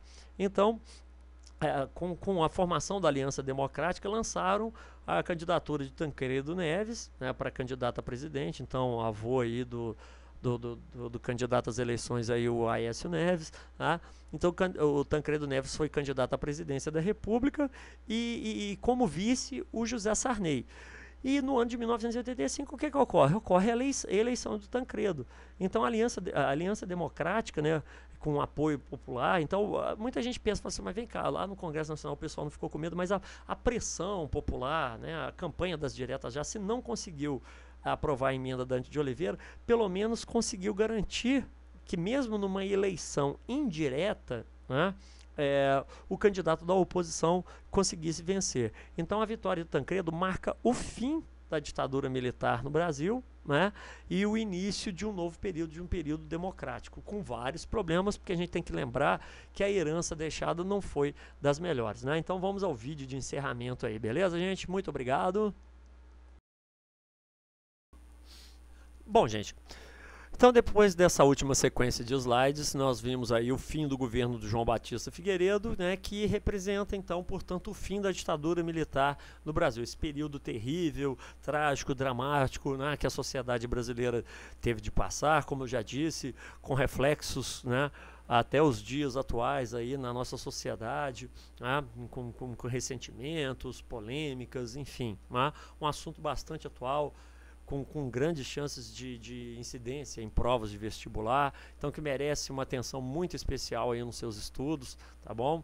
Há que se destacar também alguns eventos no final do governo do Figueiredo, como a campanha das diretas já, a questão da posse do Tancredo Neves, né, que acabou não ocorrendo por motivo de doença, e o que aconteceu foi que o José Sarney, que inclusive tinha sido da Arena, né, mas que nos momentos finais da ditadura militar mudou de lado, foi para o lado do MDB, e que seria mais tarde o PMDB, né? O surgimento desse partido se deu dentro do processo de redemocratização, quando foi extinto então o bipartidarismo, que foi instituído lá pelo ato institucional número 2, né? A anistia política e tudo mais, enfim. Então José Sarney que iria assumir sendo o primeiro presidente da República do governo civil, apesar de não eleito pelo voto direto, né? Há que se ressaltar isso aí, muita gente se confunde, é bom prestar atenção, tá joia? Então, gente, ditadura militar. Né, marcas, apesar de todo o crescimento econômico, do chamado milagre econômico, né, nós temos que saber identificar que era um crescimento econômico que trazia uma ilusão para o país, né, que apesar do forte crescimento, da melhoria da situação de infraestrutura do Brasil, e esses seriam os aspectos positivos da ditadura militar, né? Então, apesar de todos os problemas, os investimentos em infraestrutura eles foram bastante importantes, né? Melhorando bastante a questão da infraestrutura no nosso país. Porém, tudo isso foi feito com o quê? Com capital estrangeiro que vinha via empréstimo, o que aumentou muito a nossa dívida externa, né? Ou então com investimentos estrangeiros que tornavam a nossa economia muito dependente do capital estrangeiro, né? E foi justamente essa dependência que na ocasião da crise do petróleo lá em 1973, né, acabou fazendo com que essa situação de crescimento toda se perdesse, né? A gente também tem que citar a questão da truculência, da violência, né, que eu já comentei no início desse vídeo aí, mas nunca é demais lembrar isso. Tem que ser uma coisa que a gente tem que realmente banir, né, da nossa sociedade. Ou seja, é inadmissível que o Estado pratique violência contra a sociedade, né? A sociedade, afinal de contas, é ela o componente principal do governo. O Estado só existe porque a sociedade existe, né? Então o Estado nunca pode se voltar contra a sociedade. E a melhor forma de evitar isso é através da gente lutar cada vez mais pelas instituições democráticas do nosso país. Por mais problemas que a democracia possa trazer, né, ela é a única garantia que nós temos de que a vontade popular vai acabar sendo feita, apesar de todos os defeitos, né, que nós sabemos que existem, né? Então, o estudo da ditadura militar tem que fazer a gente enxergar isso, né? Que a ditadura ela nunca é boa, quase nunca é boa, pelo menos, né? E a violência do Estado contra a sociedade é inadmissível, ela é terrível, ela tem que ser abominada sempre, né? O que a gente também, claro, não pode confundir com uma liberalidade, não, do Estado, ou seja, o permissivismo do Estado, permitindo que tudo possa acontecer. Não é isso. O Estado ele detém o monopólio da força com um dos objetivos de manter a segurança, de manter a ordem, né? Apesar que isso, falado assim de forma genérica, é bastante perigoso. Que ordem é essa, né, que quer se manter? Mas é importante que o Estado, em momentos de crise, né, ele tenha a capacidade de agir no sentido de reprimir coisas que podem ser maléficas para a própria sociedade. Tá? Mas isso não quer dizer que o Estado possa praticar violência injustificada, né, que possa praticar violência de forma arbitrária contra o cidadão. Então, a lição que fica da ditadura militar, do estudo da ditadura militar, é justamente essa, né? A sociedade brasileira tem que amadurecer, nós temos que amadurecer as nossas instituições democráticas de modo a impedir o retorno desse tipo de governo que a gente não deve querer nunca, né? Então a ditadura militar teve esse poder todo, mas o que ela conseguiu fazer? Apesar do crescimento e da melhoria da infraestrutura brasileira, terminou com uma gigantesca dívida externa, com um grau de dependência muito grande em relação ao capital estrangeiro, né? Um atraso econômico grande, né, da produção nacional. Os produtos nacionais eram muito atrasados em relação aos produtos estrangeiros, né? Uma violência brutal, truculenta, apesar, é bom que se diga que também houve violência do lado da esquerda, né? Teve o radicalismo de esquerda também, né? A gente não pode esquecer que houve violência de parte a parte. Enfim, foi um momento muito violento. Mas a violência do Estado contra o cidadão, de forma gratuita, muitas vezes, no caso da ditadura militar, o tempo todo, né? É uma coisa inadmissível. E os problemas sociais, né? Das desigualdades regionais do nosso país, as desigualdades sociais cresceram, a pobreza aumentou, muitas favelas aumentaram, né? Então, no final das contas, o saldo ele é muito negativo, né? da ditadura militar. Então cabe a você que vai fazer a prova de vestibular se ligar nos eventos mais importantes que estão relacionados com esses problemas que eu citei no início do vídeo e que estou relembrando agora no final desse vídeo, tá? Gente, ó, bons estudos para vocês, né? Os tópicos que nós realçamos aqui, que eu frisei para vocês, não deixe de tentar aprofundar, de dar uma lida na medida do possível quando sobrar um tempinho aí, tá legal? Porque eles são realmente importantes e vou aconselhar, né, a vocês que estão assistindo o vídeo aí, que de repente não são apenas os alunos dos cursinhos onde eu dou aula, né, que vocês procurem sempre filmes relacionados aos acontecimentos históricos, né? Eu mesmo em sala de aula costumo usar muitos filmes, por quê? Porque quando eu falo, ó, gente, a violência, a truculência, aconteceu isso, por mais que eu tente, através do verbo aqui, da palavra falada, né, tentar mostrar isso para vocês, a imagem ela é muito mais forte, ela marca muito mais, né? Então, para que você possa ter uma ideia melhor, por exemplo, como nós estamos aqui dentro de um vídeo falando sobre a ditadura militar, né, se você pegar os vídeos, né, no caso os filmes sobre a ditadura militar, vai dar para você ver melhor o que é esse negócio da violência que a gente está falando, que foi uma coisa grave mesmo. Mas eu falando assim, você tá falando, grave, aí você vai e anota, né, no teu caderno, fala, teve violência, foi grave, teve truculência e tal, mas isso fica muito frio, tá? Para que você possa ter uma ideia do impacto que isso foi para a sociedade brasileira, é muito interessante que você assista aos filmes que foram feitos a respeito desse período aí, para que você possa sentir um pouco melhor, tá? Nós temos filmes brasileiros, como vocês sabem, a produção ela é muito precária em relação aos filmes norte-americanos, né?